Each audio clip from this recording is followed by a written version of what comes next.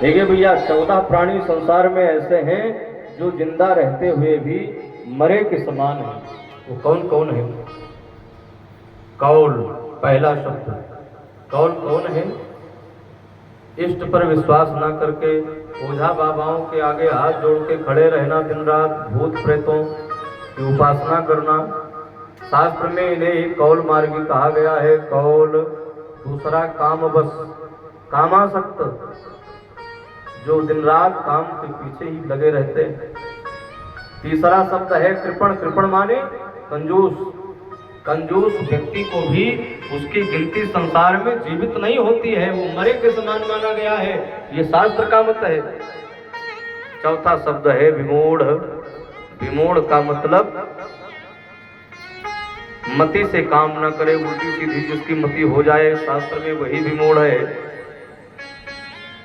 पांचवा अति दरिद्र, खूब दरिद्र है। छठवां शब्द है अजसी। अजसी का मतलब जिसे अपयश लग गया हो। और आठवां अति बूढ़ा, खूब बूढ़ा हो।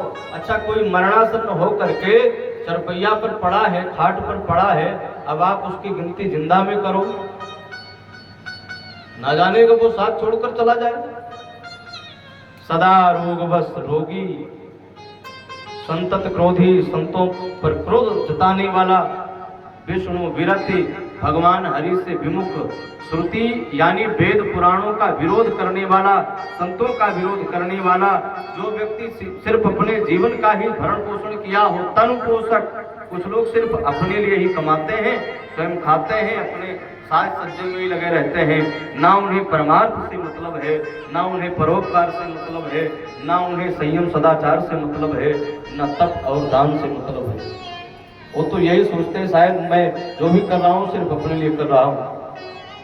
ऐसे 14 प्राणी संसार में ऐसे हैं जिन्हें कभी जीवित नहीं मानना चाहिए, वो मरे के समान है। अच्छा, धुंधकारी का संबंध ऐसे ही लोगों से हुआ है, इसीलिए भागवतकार कहते हैं सौ हस्ते न भोजनम, मुर्दे के हाथ से रोटी खाता है।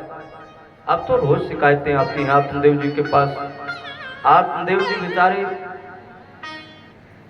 शिकायत सुन सुन के तंग आ गए। लोग आकर के शिकायत में कहते हैं अरे महाराज, इससे बढ़िया तो तब था जब आपके पास संतान नहीं थी, ऐसे पुत्र को जन्म दे करके आपने अच्छा नहीं किया है। रोज शिकायतें। एक दिन रात के समय आत्मदेव जी रो रहे थे, और जब ये रो रहे थे तो रोते आत्मदेव जी को देखकर गोकर्ण जी उठ करके पास में आए। गोकर्ण कौन है? जो गाय के द्वारा उत्पन्न है। रोते हुए आत्मदेव को पूछा, पिताजी क्या हुआ, आपको क्यों रो रहे हो? तब इन्होंने सारा वृत्तांत सुनाया। बेटा, मुझे नहीं पता था कि ऐसा पापी बेटा जन्म लेगा। महात्मा ने हमें लाखों बार समझाया, पर महात्मा की हमने एक नहीं सुनी। और आज देख रहे हो कितना बदनामी हो रहा है समाज में। ये वही गांव है, इस गांव के लोग हमें बड़ा सम्मान देते थे, महाराज जी कह करके पुकारते थे, पर आज लोग शिकायत पर शिकायत लेकर के आते हैं। अब क्या करूं, कहां जाऊं? तो जब इस प्रकार की बातें हो रही थी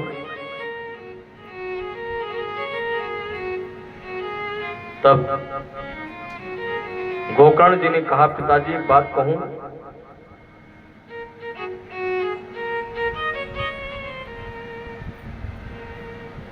ये समय घर में पड़े रोने की नहीं, आपको घर छोड़ करके वन में जाना चाहिए।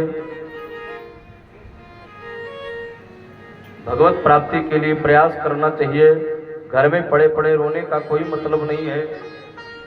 आत्मदेव जी ने जब गोकर्ण की बातों को सुना तो कहने लगे, बेटा चाहता तो मैं भी हूं कि घर छोड़ करके जाऊं, लेकिन अब क्या बताऊं।